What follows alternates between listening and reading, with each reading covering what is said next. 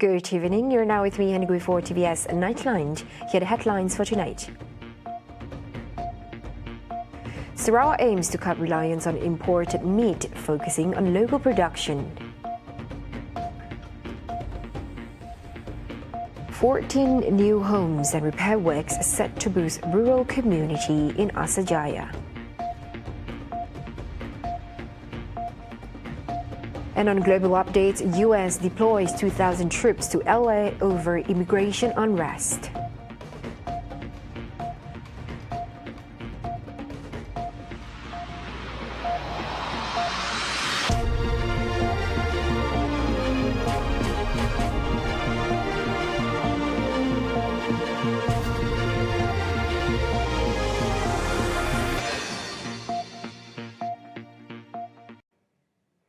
The Sarawak government is taking bold steps to reduce its reliance on imported meat. One key initiative unveiled by Premier Datuk Patinggi Tan Sri Abang Johari Tun Openg involves an innovative solution, turning palm oil waste into a sustainable, high-quality source of local animal feed. Saya pergi Lubuk Antu, dan dari Lubuk Antu tu saya rasa bahawa sisa-sisa di plantation oil palm boleh mengeluarkan biomass yang boleh dikonvert untuk menjadi animal feed. Jadi animal feed tu boleh digunakan sebagai makanan haiwan, di mana kita boleh ternakkan haiwan dalam feedlot. Dia tidak menggunakan open grazing.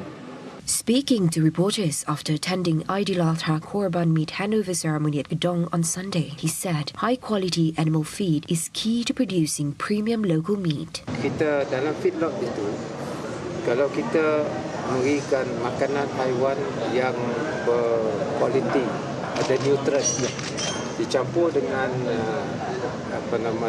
rumput napier dengan sisa tadi, maknanya lembu akan mempunyai makanan yang berkualiti, dan kualiti ini bermakna lembu akan lebih gemuk, dan gemuk ni duit.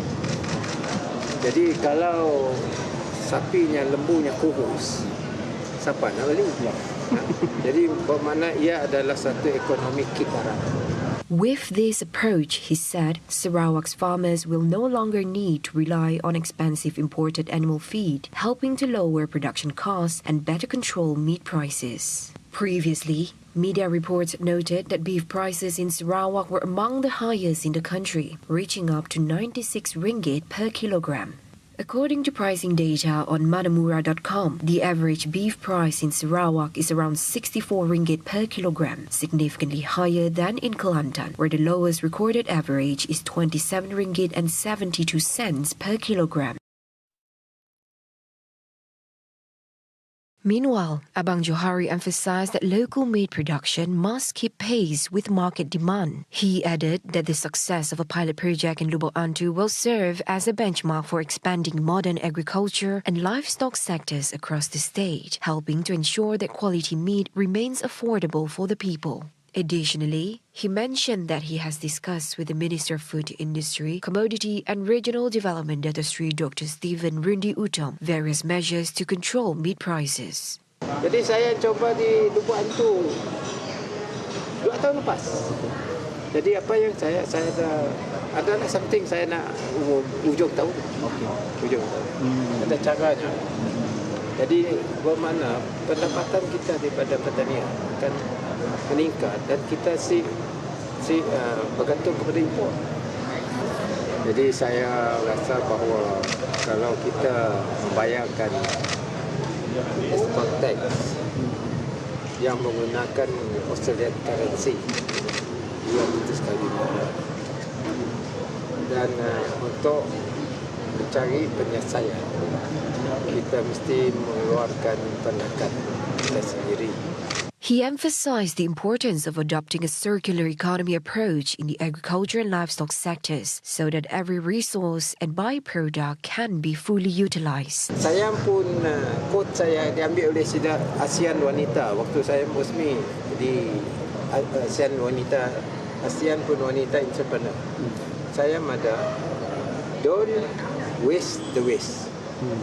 Don't waste the waste, monetize the waste.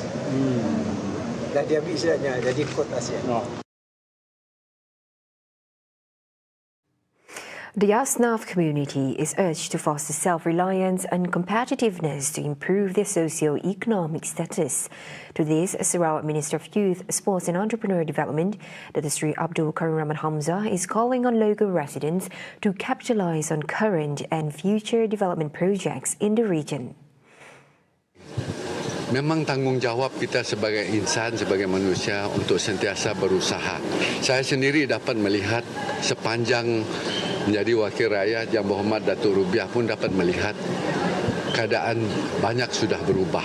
Apabila pembangunan meningkat, jalan raya baik, sekolah makin bagus, makin ramai anak-anak kita makin berjaya. Kemungkinan ibu bapa mereka dahulu tidak berupaya untuk menimba ilmu sehingga dapat masuk universiti dan sebagainya. Tapi sekarang ini boleh dikatakan tiap-tiap kampung mesti ada graduate. Jadi dengan adanya ilmu pengetahuan yang lebih, cara hidup mereka pun berubah. He further added that in ASAJAYA, international standard infrastructure and logistic development is expected to spur economic growth, creating job opportunities, promoting modern agriculture and supporting small enterprises for the benefit of local communities. He said this during the Aidiladha Korban Meat distribution ceremony in ASAJAYA on Sunday. The event saw the distribution of 200 kilograms of korban meat to 69 Asnaf recipients from Kampung ASAJAYA Ulu and Kampung ASAJAYA Laut in conjunction with the Hari Raya Aidiladha celebration. Such initiatives, he said, aims to strengthen social welfare networks and spark positive change towards a better quality of life for the target groups. A total of 14 new homes will be built in ASAJAYA under the program Perumahan Rakyat Sejahtera, part of the government's ongoing efforts to lift rural communities out of poverty. Deputy Minister of Rural and Regional Development, Dr. Rubiah Wang, announced that the several applications for home repairs have also been approved, with work to be carried out in stages, according to priorities set by the district's special committee. Permohonan ini kita tak dapat luluskan serentak, tetapi berdasarkan prioriti, yang mana prioriti itu diberi oleh Jawatankuasa Fokus Group Rakyat Miskin Peringkat Daerah. Maksudnya listing ni memang di-endorse oleh di office yang mana yang benar-benar layak dulu, based dengan prioriti tadi, kita akan beri kelulusan berkenaan. Dan Alhamdulillah tahun ini kita Sarawak pun mendapat peruntukan almost dalam 107 juta untuk keseluruhan kelulusan yang akan kita buat untuk tahun ini. Speaking to reporters after attending an Aidiladha Korban Meat presentation ceremony at the Darul Ehsan Mosque in Kampung ASAJAYA Laut on Sunday, Rubiah said a large number of applications for home rebuilding and repairs nationwide, including in Sarawak, are currently being processed based on the approved annual allocations. The program Perumahan Rakyat Sejahtera, or PPRS, is designed to help underprivileged communities gain access to safe, comfortable and quality housing as part of broader efforts to enhance their living standards.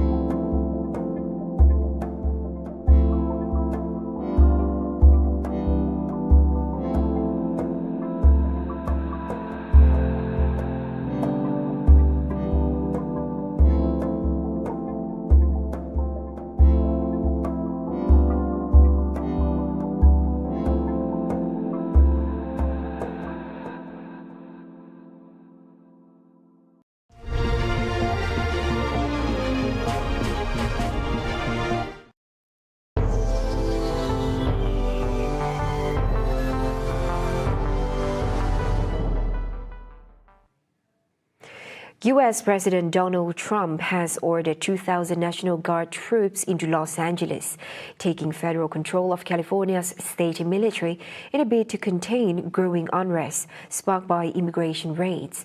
The move follows 2 tense days of clashes between protesters and federal agents, with tear gas fired into crowds angered by the detention of dozens of migrants in a city with a large Latino community. Dramatic scenes unfolded across Los Angeles, with footage capturing a burning vehicle at a busy intersection, while videos circulating online showed a man hurling rocks at passing federal vehicles. In other moments, fireworks were launched toward police lines as demonstrators pushed back against the escalating presence of law enforcement. In the midst of the turmoil, protesters voiced their frustrations. These raids are injustices. We got off to record so people could see what's actually going on. They're human beings just like any of us. We're Hispanics. We help the community. We help by doing the labor that people don't want to do. If you're talking about Christianity, almost all of us are Catholics or Christian. Why are they being hypocrites? The government doesn't listen to us. Nobody listens to us. Nobody. So it's up to us to stand up for our people, no matter how little this might look bad to everybody else, but to us, this is the only way that we're going to get hurt. This is the only way that the government is going to hear us. Whether we get hurt, whether they gas us, whether they throw whatever they're throwing at us, they're never going to stop us. All we have left is our voice. That's all we have left. Meanwhile, the White House defended the deployment, framing it as a necessary response to what it described as a breakdown of order in Los Angeles, and criticized California's Democratic leadership. The move underscores President Trump's hardline stance on immigration. Since taking office in January, he has intensified efforts to curb the entry and presence of undocumented migrants, frequently describing them in dehumanizing terms. This week, the Department of Homeland Security reported that ICE operations in Los Angeles resulted in 118 arrests, including 5 individuals identified as gang members. A planned prisoner exchange between Russia and Ukraine, the most significant outcome of recent peace talks, is now in question as both sides trade accusations over delays. The exchange, expected to take place this weekend, was set back amid a new wave of Russian missile, drone and bomb strikes across Ukraine overnight and throughout Saturday. The attacks claimed at least 10 lives and left dozens more injured. During negotiations in Istanbul on Monday, both countries had agreed to release all wounded soldiers and captured individuals under the age of 25, amounting to more than 1,000 prisoners from each side. Additionally, Russia had committed to returning the remains of 6,000 deceased Ukrainian soldiers. However, tensions escalated as Russia accused Ukraine of failing to collect the bodies and of not setting a date for the prisoner exchange. In response, Kiev charged Moscow with undermining the process by not adhering to the agreed terms. Russian officials claimed that Ukraine had unexpectedly postponed both the acceptance of the remains and the exchange itself. Meanwhile, Ukraine asserted that Russia was engaging in manipulative tactics to stall the process. As of today, no new date had been agreed upon to initiate the first phase of the exchange. Those were the updates on TVS Nightline. Thank you for watching. Have a good night.